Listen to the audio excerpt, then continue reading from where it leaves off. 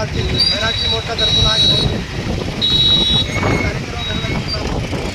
Doctor APJ Abdul Kalam గారి వర్ధంతి సందర్భంగా ఈరోజు నివాళులు అర్పించడం జరుగుతుంది. సోదర మహాశివగారు ఏపీజే అబ్దుల్ కలాం గారు మన అందరికీ కూడా ఆదర్శం.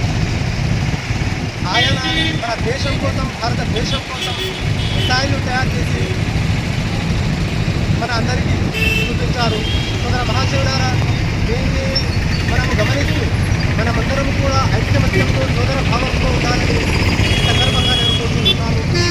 ఈరోజు ఎవరైతే ముస్లింలను దేశ ద్రోహులు అనే నిందలు వస్తున్నారో వాళ్ళందరూ కూడా అబ్దుల్ కలాం గారి చరిత్రను చదవాలని నేను కోరుకుంటున్నాను. భారతదేశంలో ఉన్న ముస్లింలందరూ దేశ ద్రోహులు కారు.